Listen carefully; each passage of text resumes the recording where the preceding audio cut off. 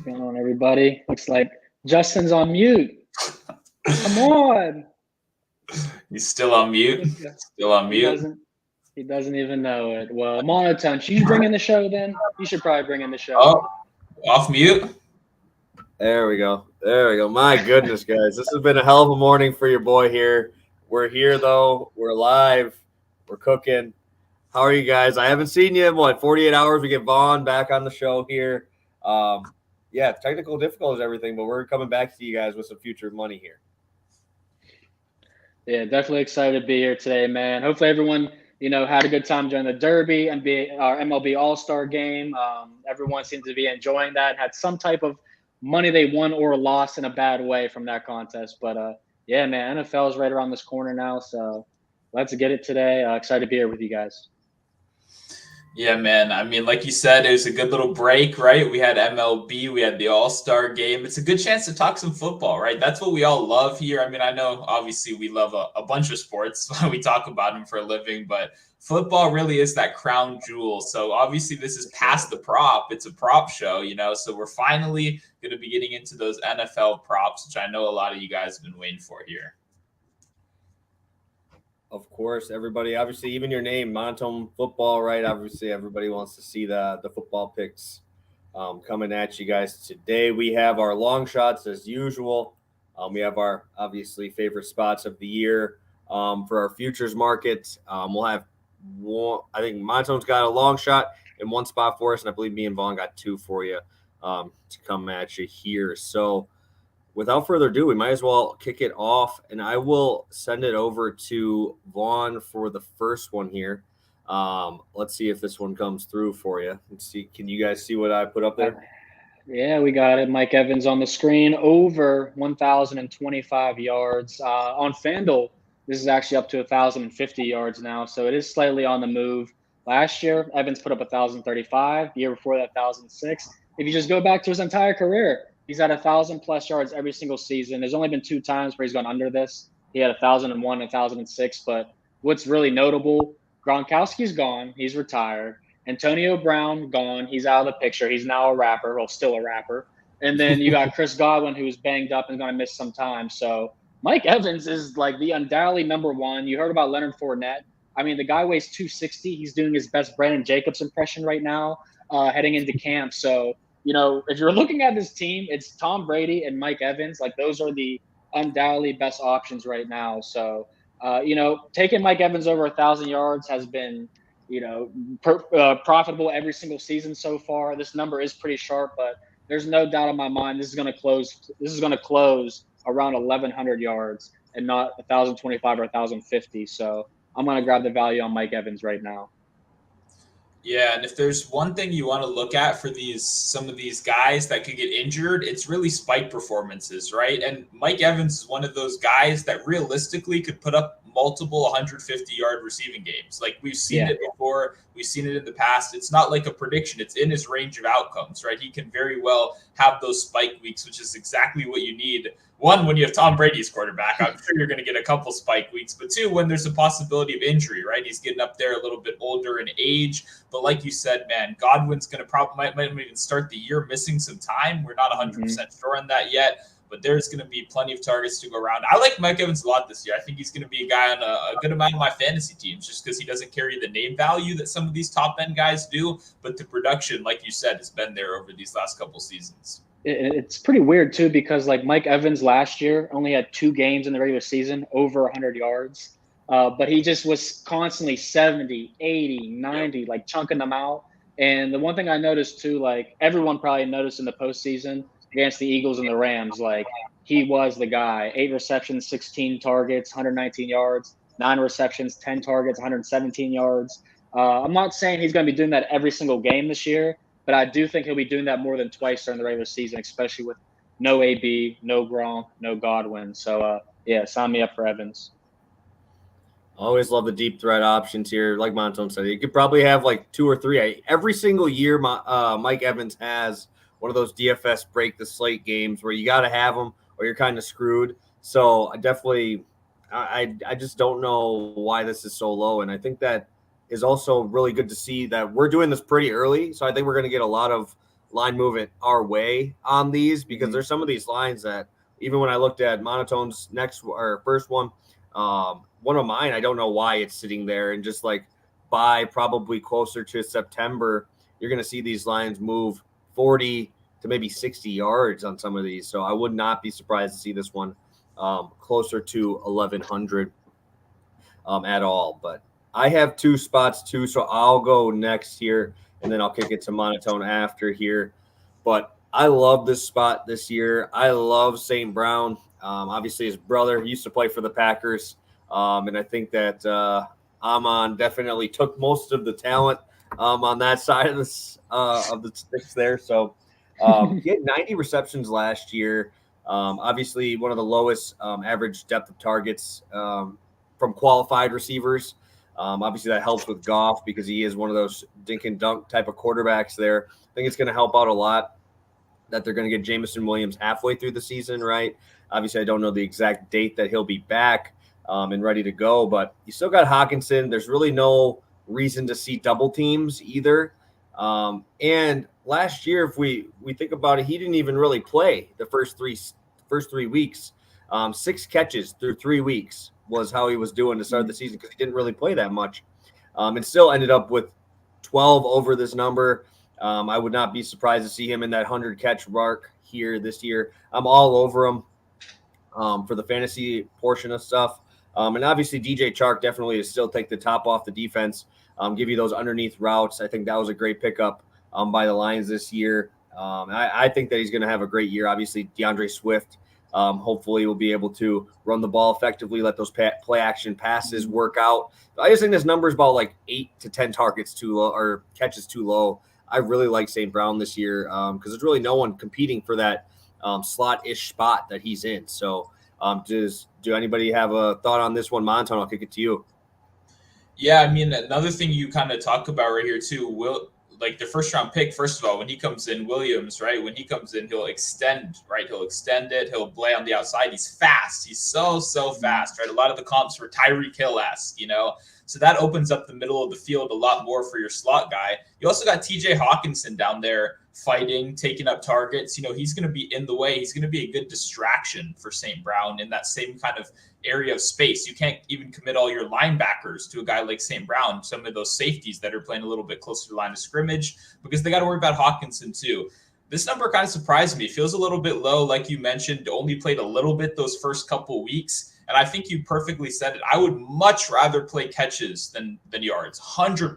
With the way Jared Goff plays, I mean, this guy's the type of guy that has 32 completions for 215 yards. You know what I mean? Like, I don't even know how that's possible, but he's going to move down the field as slowly as humanly possible. And I think that works better for a guy like St. Brown, who's perfectly fine catching those 7-yard passes and hoping to make something with them. So completely like this play, 100%. I'm definitely high on St. Brown, keeping it up this year, despite playing with Jared Goff. Yeah, and I mean, what you said, like Jameson Williams will be on the outside.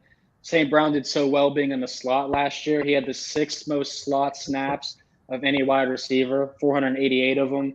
And even though Jared Goff isn't the quarterback that we want to talk about in a positive manner, I mean, he gave St. Brown tons of catchable balls last year. Like, looking over a catchable target rate, number 5 in the entire NFL, 85% from him. 101 of his targets were catchable. In a contested target rate, he was also top 10. So St. Brown is just a very good player, and he has good chemistry with Jared Goff, which is hard to do with Goff, but he has it. So, yeah, I do like this play. It's tough betting on the Lions in general, but I think he's a guy that 1 year left in his contract before he's going to become a restricted or unrestricted free agent. I think there's a good chance that, he thinks, hey, if I'm going to make my money, it's over this next year or so. So I do like that look. Yeah, Lions will probably be losing a lot of these games too, those little catch-up yards that Jared Goff loves to do.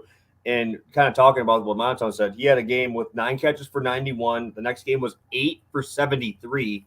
And then 10 for 86 was the next game. So those dudes getting like 8 to 10 yards a catch. So obviously pretty low throughout the whole last year. Obviously, he took a huge step forward. We're seeing him going like the 4th or 5th round of fantasy drafts. So obviously nobody was drafting him at all last year, and that's a huge step up. And I will kick it over to Monotone for his spot today. A little bit bigger name value in this one. I think this is a good spot. Yeah, it's interesting. Allen Robinson's not a guy I felt super high or super low on for most of his career, but the more I look into this one, the more I really like it. I mean, maybe I'm a little bit lower than consensus on Cooper Kupp. I mean, he obviously had a phenomenal season last year, and I think that'll continue. But even before baking in any regression for a guy like Cooper Kupp, if we want to look at last season, Cooper Kupp had over a 30% target share all season long. That's dominant. That's insane. I think a lot of people will then assume that a wide receiver two can't actually get any action in or can't, kind of cover their own number. But during that span for the first 8 weeks, Robert Woods had a 21% target share, meaning they were supplementing two very, very good wide receivers for both fantasy, for betting, for whatever. And then even after Robert Woods left, OBJ had a 20% target share for his span there too. So both throughout the whole season, they pretty much carried two wide receivers, one with an absolutely insane target share at the top, but they supplemented another good wide receiver too throughout the whole season. I personally think Allen Robinson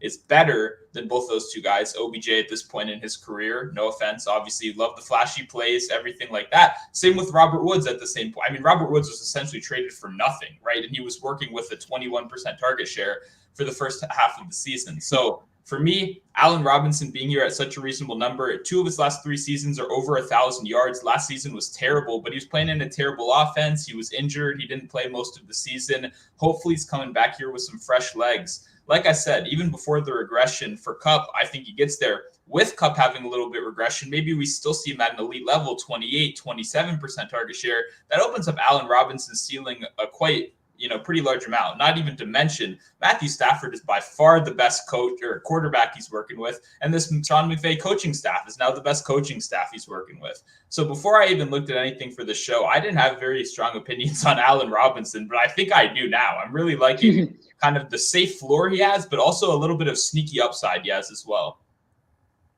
I like that a lot. I mean, he did this twice with Blake Bortles as his quarterback back in the day. So, why can't he do it now with Matthew Stafford? And last year, Stafford was my biggest bet for his over 26.5 passing touchdowns. He crushed that by week 9 or 10. Yeah. And Allen Robinson, hasn't scored more than 7 touchdowns in a long time since he's with the Jags. Stafford's passing prop now is 34.5 touchdowns.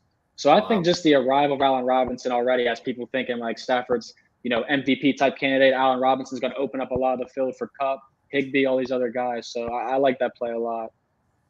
Yeah, and the thing I always talk about, it doesn't matter the sport, it's always recency bias, right? And I think this is the biggest recency bias you're ever going to get in a futures market, because say Allen Robinson comes out here, gets 1,000-yard season this year, next year he goes back to the Rams. What's this line going to be at? It's going to be 1,100, right? Yeah, I mean, this is the biggest you're going to ever find in recency bias, because you're going into one of the worst offenses, man. As a Packer fan, I live by a lot of Bear fans down here in the Milwaukee area. So the amount of hype now because of how bad that offense was last year, and just having a guy that's this good, how frustrating that probably has to be. Now you get the new scenery, right? It's like you go to a new gym, right? You go to a new gym, you're energized, you're ready to go. We wanted to make something happen, right?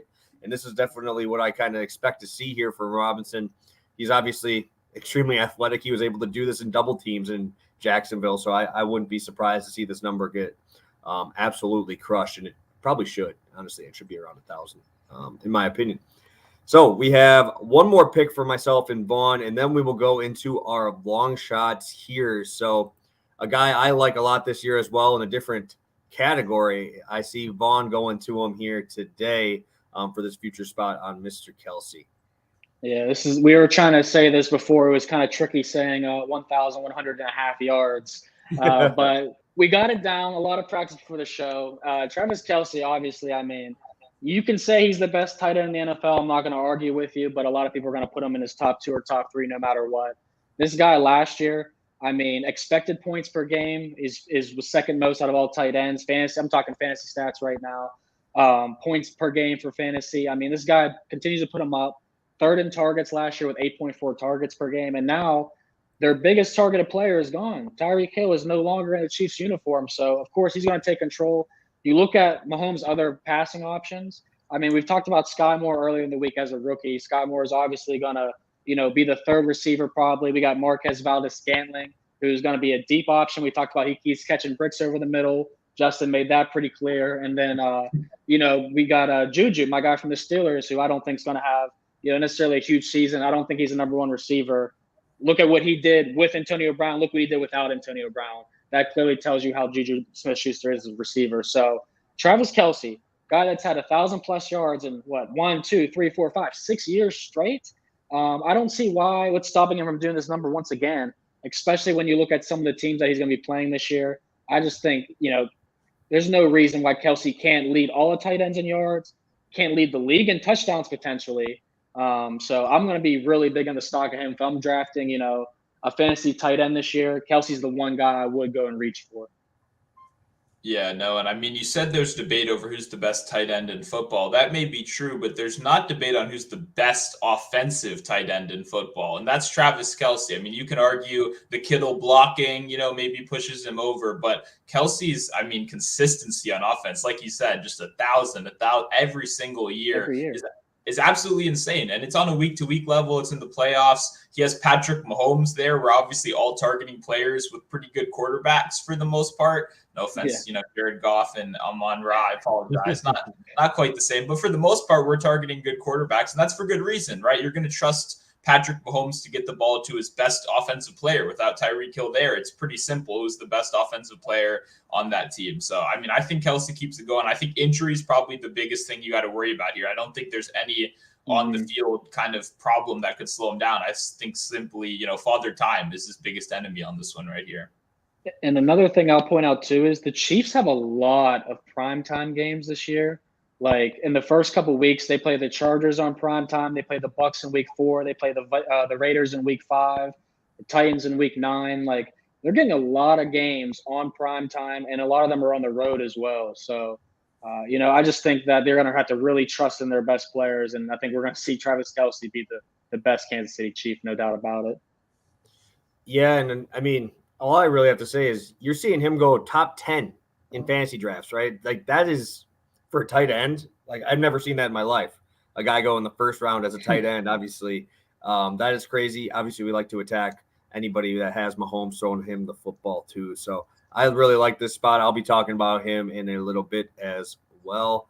Going from a top 10 player in the NFL, at least for fantasy purposes, I'm going to go to a little different route here, a little worse player, I would say. I'm going to Matt Ryan, over 25.5 passing touchdowns. This is minus 120 over on DraftKings. Really, my biggest point in this one is we just saw probably one of the best running back years probably ever from Jonathan Taylor. And Carson Wentz still hit this number. And he had 27 touchdown passes, hit this number. And Jonathan Taylor had I think he had like 250-something carries, like an absurd amount of carries. Obviously, Michael Pittman is just taking a huge step forward this year. He's looking much better. They said that Matt Ryan and him are working together in the offseason, which is really good to see. Obviously, we've seen him in college be an absolute beast. I think that he's going to take a huge step forward. And if I'm saying that Carson Wentz can get me 27 touchdowns, I now have a guy who Matt Ryan is not going to run in a touchdown. This man is old. He ain't going to run in. If he gets hit, he's probably broken half. Carson Wentz at least ran a few touchdowns in, vulturing a couple from this. So don't have to worry about rushing touchdowns for him. You have a guy who I would say is probably a full tier lower than him hitting this number with the same group. And now you have your number one receiver taking that step forward. I think this number should have been like 27.5 just to be one better than where Wentz was last year. I am very surprised to see this number where it is. And obviously you still have Nyheim Hines out of the backfield. Taylor looked a lot better receiving. I think there's a lot of options here. I like this spot a lot. I don't know. I hated that I have to bet on Matt Ryan at this point in his career, but this number's just too low. Yeah, that's way too low. I didn't even get into the quarterback markets yet because I was focusing on all the wideouts and the tight ends. But this is probably gonna be on my card. Like if Carson Wentz can do this, Matt Ryan obviously can. But you look at like their numbers from last year, accuracy rating, Matt Ryan way more accurate. True completion percentage, way more accurate. Default completion percentage, third in the entire NFL, fourth in pressured. Carson Wentz, 28 and 29, 28 in all those categories. All right. So, yeah, this is a huge upgrade. I really love this play, to be honest. I love it. Yeah, I think Matt Ryan makes this team better, 100%. It makes it more consistent. That's, I think, the biggest thing for me. Maybe I'm a little bit biased after watching Matt Ryan play football last year. Maybe that's maybe biased because that was terrible. But he also played with one of the worst offensive lines there is. That's going to continue to be the case this year. So I do need to watch some old Matt Ryan maybe to get that out of my head a little bit right here.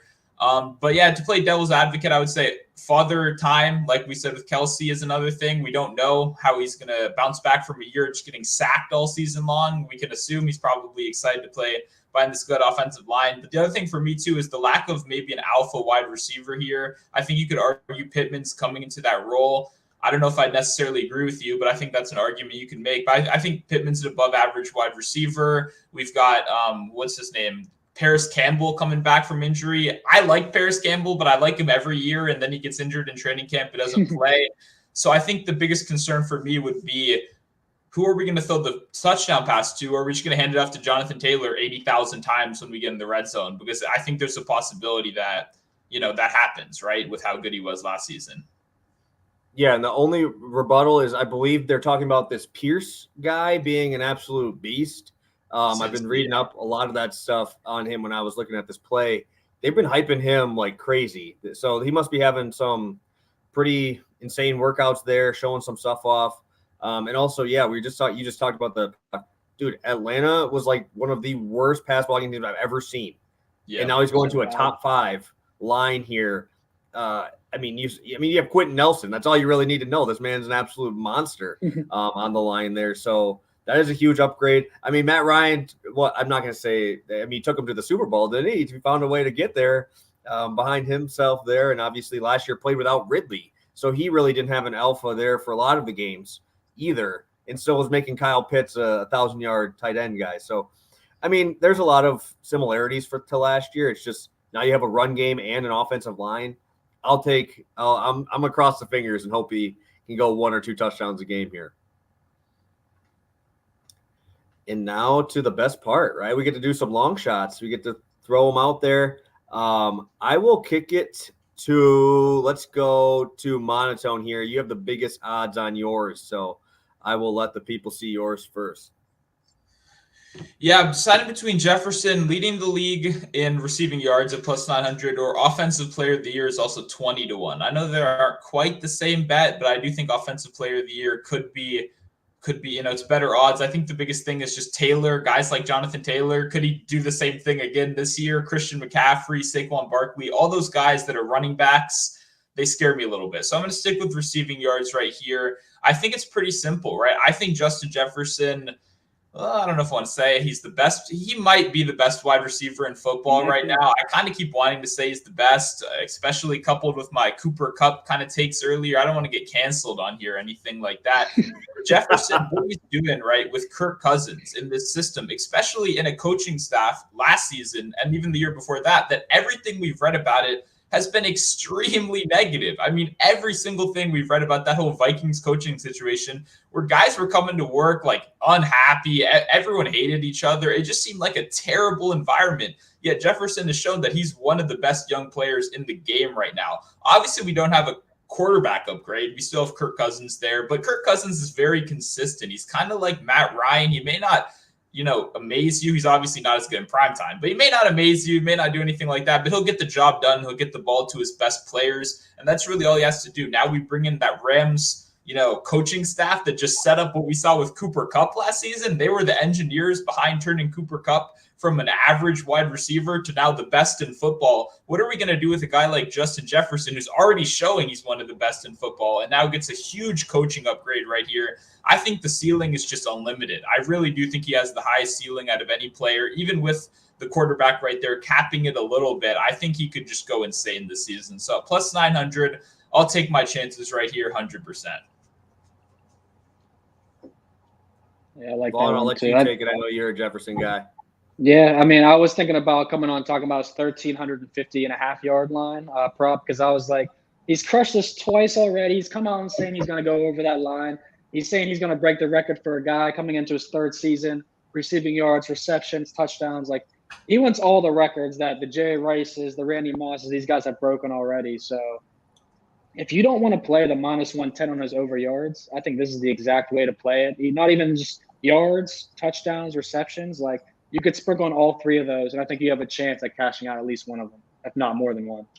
Yeah, and I mean, guys we traditionally think of that would be in competition right here are suddenly in worse circumstances, right? Tyreek Hill now has to compete with Waddle, who's one of the premier young players in the league. But additionally, he's got a huge quarterback, downgrade right here with Tua, who seemingly can't get those 50-yard passes in practice videos. Who knows what's going to be going here? A guy like DK Metcalf, who could go insane, is now going to be playing with Drew Lock. A lot of these guys that we might have been a little bit more worried about in years past suddenly are in a little bit worse situations right here. Hopkins going to be out for the first half of the season right here. I think there's a lot of opportunity for Jefferson to, like you said, not only go over that number at -110, but now get you some +900 on top of it as well. Yeah, this is crazy. I can't believe that it's really giving you this, especially when we saw 1350 for his Vegas line. Like, that is an absurd number to project him to get, right? So we've seen him pop off for 200-yard games. He's the first receiver off the board. So, I mean, it's tough to in fantasy drafts. So it's tough to really argue that he's not the best in football right now. And the Vikings are going to blow leads late. That's going to happen. They're going to throw. Kirk Cousins going to do those blind throws up in the air to go let Jefferson get under him. And, I mean, we've seen his speed, man. He's one of the top-end speed guys in the league. So I actually forgot that mine is actually a little longer of a shot here. I thought yours was the longest one. Mine is a little bit longer. This is the portion of what I was saying about what Vaughn was talking about with Kelce before. I'm going to roll with him to lead the NFL in touchdowns. You're taking away those long bombs of Tyreek Hill. Obviously, one of the most elite guys in the red zone. I think he's had double-digit touchdowns in 2 of the last 3 seasons. I would be very surprised to see him under 100 catches this year as well. I mean, it's just a mismatch. You can't double him in the red zone. You have Patrick Mahomes, and we talked about this in the last show on the other futures there is about Marquise Brown is being able to play with a quarterback that can scramble. You took away his number one guy in that portion, which is Tyreek. The number 2 was definitely Kelce. He's going to take that step forward this year. All those scramble plays, he's going to be the guy running back to him. I am not worried about Marquez filling in for Tyreek Hill. That is not going to happen. I don't care what people say. Tyreek is on another planet than MVS. So all those long touchdown drives now maybe turn into those 8-9 play drives where you see Kelce getting across the middle, getting these plays there. And I mean, how many of those stupid little shovel passes did Mahomes give them there too? That's just super easy, just coming across the middle of those little shovels. Hey, those count for touchdowns too. So sign me up. I love Kelce here. You take all of that Tyreek production, give it to me for Kelce in the red zone. 12-1. I think he's like 6th highest for this spot. I think he should be a little bit higher. Yeah, I'm with you there. I like that was one that I was looking at too, because I was like, that's worth a sprinkle in my opinion. Like I said, Juju, not a number 1 receiver. Valdez-Scantling doesn't give me enough confidence if he's not running 40 yards. And then Sky Moore is a rookie. So it's just like Travis Kelce is clearly the ABC option at all times. And I mean, once you're in the red zone, like there's nobody else I'd rather have the ball. So I'm with you. Yeah. I mean, I think the biggest thing right here, because touchdown markets are just insane, right? I don't even know how you start. Yeah, with these, but I would say he has the most noticeable lack of competition in the red zone in football, like without a doubt. I mean, a guy like Clyde Edwards-Helaire has been one of the most inefficient red zone running backs there have been. That's been the biggest thing since day one. Once they get into that 10-yard zone, he just does absolutely nothing down there. And then, like you said, Marquez Valdez-Scantling, the only way he's scoring is from 40 yards out. His route tree is not equipped to run red zone routes. Now we've got a rookie over there, and then Juju, who's going to be facing number 1 cornerbacks all season. Who else are we throwing it to? Like, legitimately, who else is even a viable option down there? Now partner with the fact that Andy Reid is the most creative red zone coach in football. No doubt about it. The shuffle pass thing, every team does that. He's doing it like 3 years ago. He's probably going to come out with some more crazy shit this year. So I trust Andy Reid to get his best player the ball, because I think he knows that's what he's going to have to do with the lack of, other viable guys down there. So at first I was a little curious about this one, but the more you talked about it, the more I thought through. I actually think this is a pretty good look right here. Yeah, and it's extremely hard to double team tight ends, right? Especially when they're on the line like that. It's so hard. You can't put a corner on him or a safety. You're going to put one of those guys on Kelce. This man's a monster, dude. He'll throw him aside. And I saw him working out at tight end U, so he's going to have a huge year. I saw him out there getting that work with Greg Olsen and those boys, so he's going to pop off. I don't even know what is defined as a pop-off year when he's putting up 1,100 to 1,200 yards a season already. So hopefully we'll be able to cash one of those tickets at least on the two lead the NFL in yards and touchdowns. And now we got Vaughn having to head over. You're a Steeler guy. You got to head to the defensive side of the ball. I'll kick it over to you. Yeah, man. I've been burnt past 2 years in this defensive player of the year market. In 2020, I bet TJ Watt. I was so confident. He finishes second to Aaron Donald. 2021, I bet Myles Garrett. Super confident Myles Garrett's going to have a crazy year. He finishes right behind TJ Watt. So I've been, so close for 2 years in a row. And I just thought to myself, well, instead of playing the defensive player of the year market, why don't we back the most sacks market for TJ Watt rather than playing him go back-to-back defensive MVP? To me, I don't know how anyone guards him, blocks him. Like, you look at his pressure rate, his numbers. I mean, pass rush win rate. So I'll say it again. Pass rush win rate is a new stat, all right, that ESPN came out with.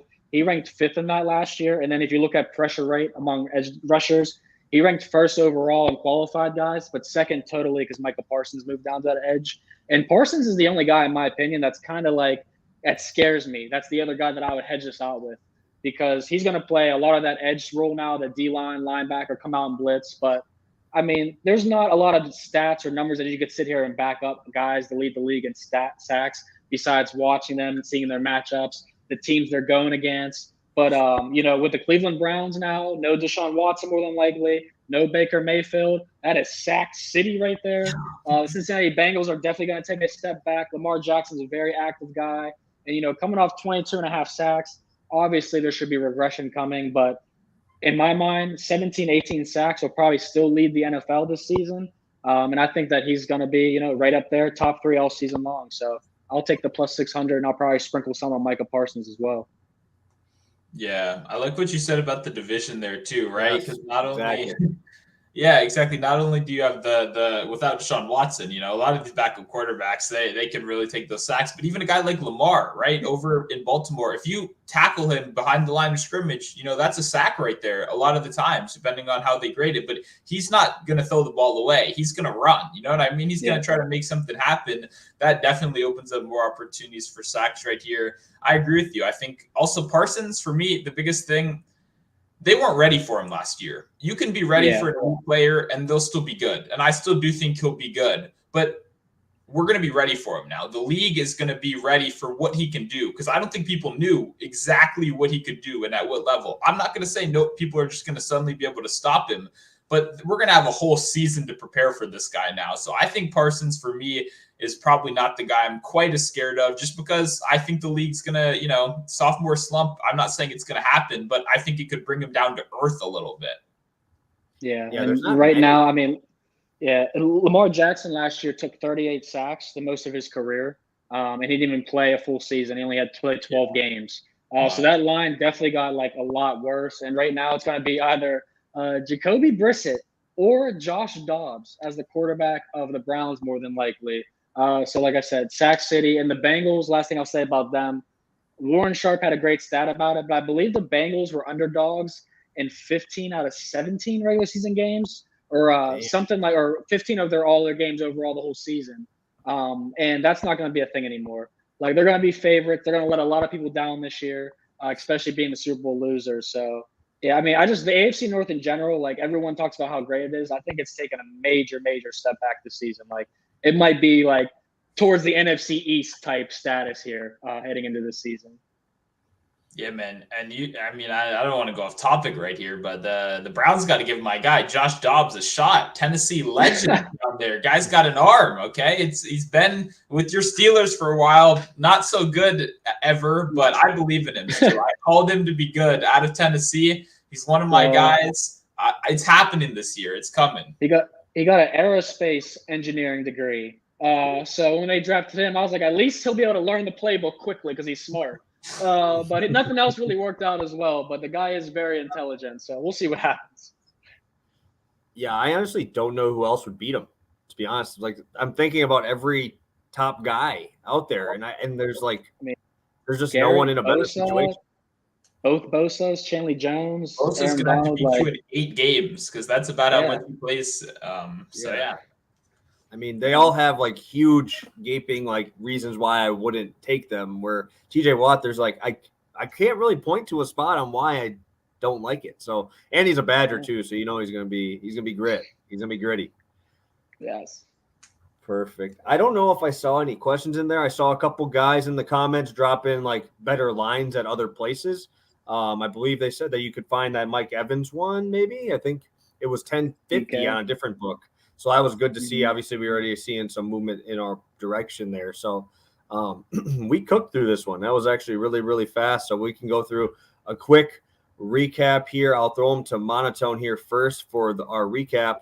I love all these spots. I'm going to probably be back in every single one of them. Yeah, and I'll hit you guys with 2 quick questions once I'm done with just to hear your thoughts on a couple guys. But yep, I'm on Allen Robinson over 825 receiving yards, and Justin Jefferson to lead the league in receiving yards plus 900. Beautiful. I will go to mine next. I will be on. I know it's scary, guys. I will be on Matt Ryan over 25.5 passing touchdowns, and then I will also be backing. How do you say his first name? I don't really even know how to say it. Amon? Yeah. Amon-Ra, St. Brown, over 70.5 catches this season. And then my long shot will be Mr. Travis Kelce to lead the NFL in touchdowns. And then we will kick it on over to you, V Money, over there for your spots. Yeah, so we're going to rock with a bunch of – basically all the guys we're talking about today are guys that have huge advantages in their offense. But Mike Evans for me, no AB, no Gronk, Godwin, Leonard Fournette's overweight. So I'm going to go with Mike Evans over 1,025. And Travis Kelce, no more Tyreek Hill. I don't think there's a wide receiver one there. Great red zone offense. And then a long shot, repping with my Steeler, TJ Watt to get most sacks. Much better bet than going back-to-back defensive MVPs. And I think he just can clean up this market in general. All right, Mono, what questions you got for us before we head on out of here? Yeah, number one, I'm really curious because I almost pulled the trigger on both these guys, but Brandon Ayuk now with possibly a new quarterback, right? I'm seeing his line at 775 right now. I believe he's hit that in both of his seasons. One where he started the year in the doghouse last year, didn't do anything, and then his rookie year. So what do we think about that now with possibly Trey Lance at quarterback right here? Big believer. I mean, one of my only friends here in Connecticut. Connecticut is a very weird state, so you guys know. If you've never been, I recommend probably stay away. But the people are very odd here. One of my close friends is a Niners fan, all right? And so I've watched a lot of Niners ball this past year, and he continually got better at the end of the season, but he got his opportunities more towards the end of the season. I think with Trey Lance, I think that's going to be the best combination. Everyone talks about Deebo Samuel and how great Deebo is, but Deebo's numbers are probably going to take a step back. He scored almost 80% of his touchdowns from outside 10 yards. He was a big breakaway threat. Teams are going to be more prepared for him this year. I think a guy like Ayuk is definitely going to step up, and I think Trey Lance should be the starter. No matter if Garoppolo is healthy, he looks good. Time to move on. It should be Trey Lance, in my opinion. I think Trey Lance and Ayuk is going to be a better connection than either Kittle or Deebo. And I know that's probably a really, really hot take. Yeah, I don't know how I feel about it yet because I get the line a little bit more than probably people think just because the injuries to all the backs last year for the Niners just made Deebo become a wide receiver running back. So do all of those targets that Ayuk got, were they all true targets or would they have been Deebo's if he didn't have to play running back? So it's I'm in this weird spot where I want to almost see how this team performs in these first 3 weeks because obviously Elijah Mitchell took a huge step forward last year. I know Mostert's out of there. He's out in Miami. But obviously we've seen the Niners want to run the football, and that's kind of what they want to do. So I'm curious on the volume, and I'm curious on how they're going to use Deebo if they're not going to use him in that scat back role and make him take as many hits and maybe put him back in that slot spot. I'm just curious how this offense is going to look. I'm just kind of very up in the air on this Niners team. I didn't even look at any of their future stuff because I'm kind of nervous on how this offense could look, especially with Debo going back to his original position. Yeah, no, I think it's hard to not, be concerned about that. I kind of agree with Vaughn, though, about his hot take. I think maybe a lot of 49ers fans might not think it's so hot, right? I mean, Debo Samuel is chilling this offseason. He's on Instagram, hanging out. He's chilling. Ayuk is working out with Lance every day. Those guys have been training every day this summer. Those guys are together all the time, kind of forming that repertoire, which is really what you want to see in the offseason. You don't want to see Debo Samuel selling shirts that he's back, after making us wait for like a couple months, to see if he's demanding a trade or whatever. So I don't know. I think there are some concerns right here, but I think Ayuk might be one of my guys. The other guy I like, same kind of connection almost, not a 49er anymore. Got a 49er coaching staff over there with the Dolphins. What do you guys think about Mike Gesicki this season? I was really thinking about playing his under 650 receiving yards. The guy cannot block at all. He's a wide receiver. He played more in the slot last year than he did in the tight end position. He's 100% a wide receiver. Now you're going to get the coach that used George Kittle, one of the best receiving tight ends in football, exclusively as a blocker. He said, you know what? We know you're good at that. We need you to block. I don't know what Mike Gesicki's role at all is in this offense. I know Tua loved him last season, but I mean, do you like him when you have Tyreek Hill there now with Jalen Waddle in his second season? I'm curious what you guys think of Gesicki this year. That's tough. I mean, it's weird, man. Like I watched him in college, and I didn't think he was going to nearly be this good. A guy that's getting 89 to 111 targets in his first 3 years, like absurd numbers. And I don't think those numbers are going to sustain this year. I mean, number 4 in targets for tight ends, number 1 in slot snaps for tight ends. He won't be in the slot nearly as much this season with Tyreek Hill and Waddle. So I think that's going to take a lot of his offense away. But yeah, I mean, he's put up great numbers. I don't know how to approach Mike Gesicki, to be honest. Yeah, I'm just that number is just really, really low, and I get the reason why it's low. But if I think about this offense, you just picked up Chase Edmonds, you paid him, right? You picked up Edmonds, who is going to be a pass receiving back first, right? So would it be surprising to see Tua throw the ball 45 plus times a game and do that little 2-yard pass every time? Like I don't know how I feel about Gesicki at all, really.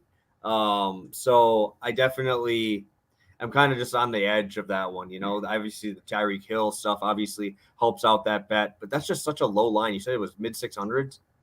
Yeah, around 650. I think the biggest thing for me is Vaughn kind of said he's not going to be in the slot nearly as much. I agree. For me, that means he's off the field. That means he's just not out there, right? This is a coaching staff that's going to prioritize blocking, right? That running game, I'm sure, is going to be a priority, as we saw with the offensive line acquisitions, the multiple running backs they brought over this season.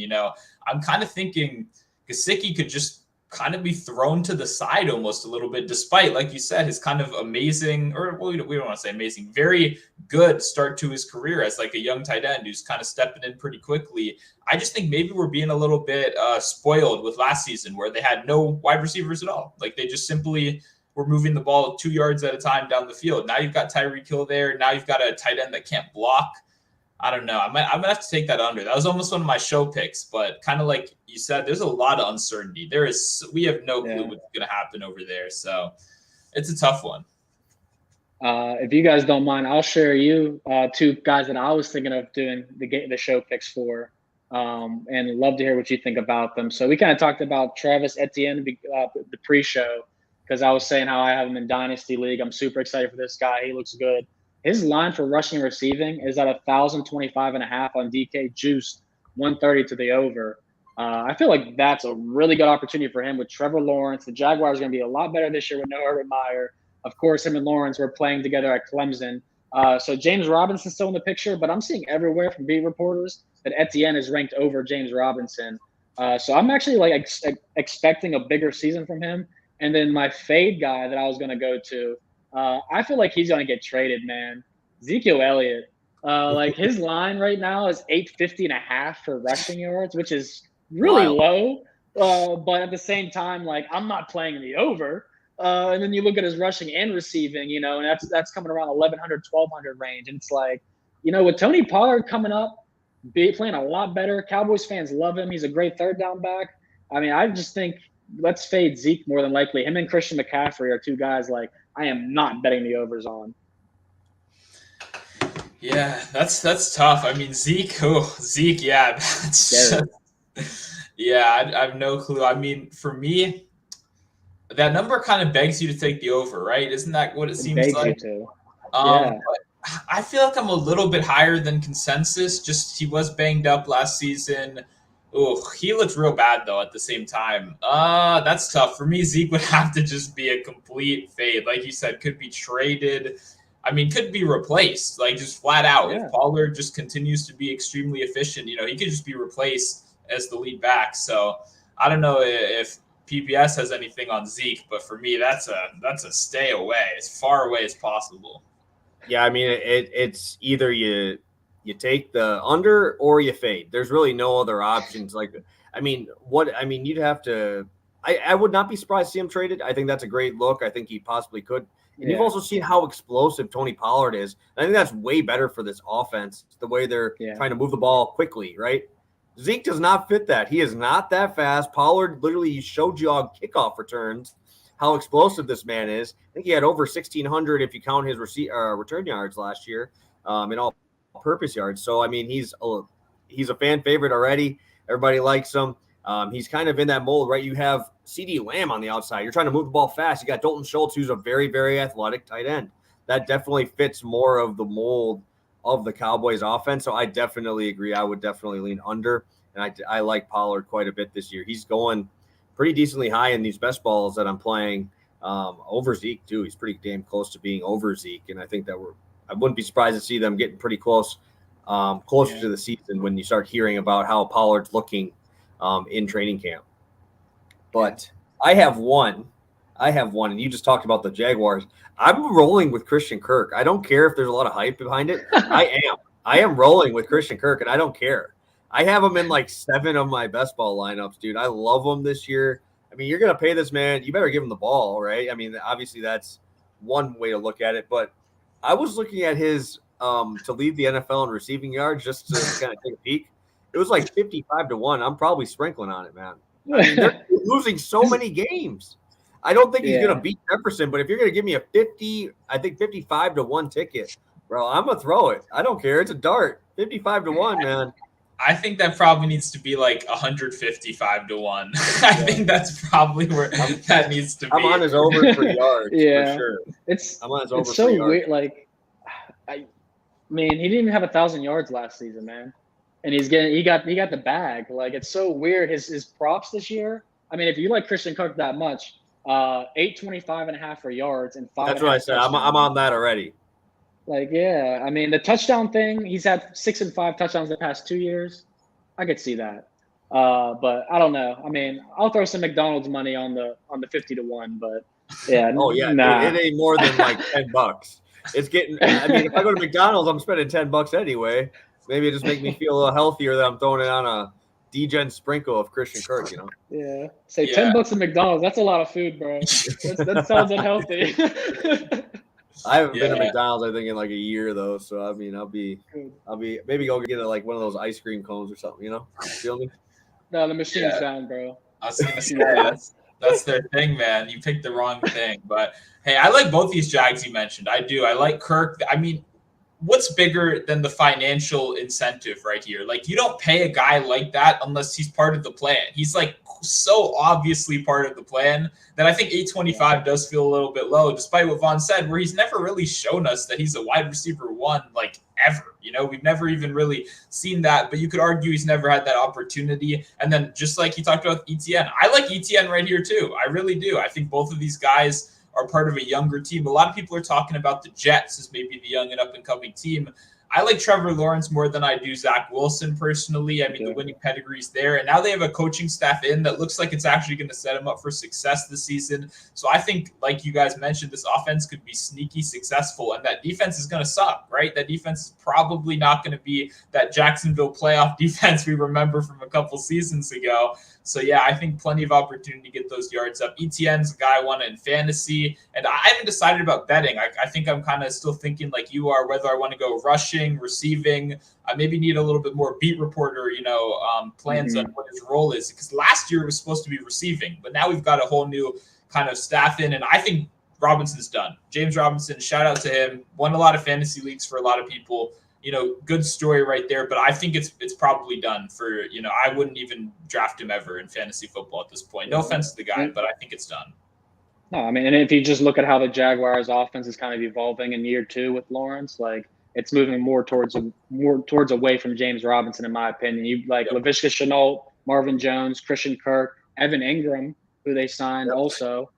We got Brandon Scherf, another great lineman. So it's just like the offense is definitely starting to evolve a little bit, and I feel like James Robinson will get left in the dust.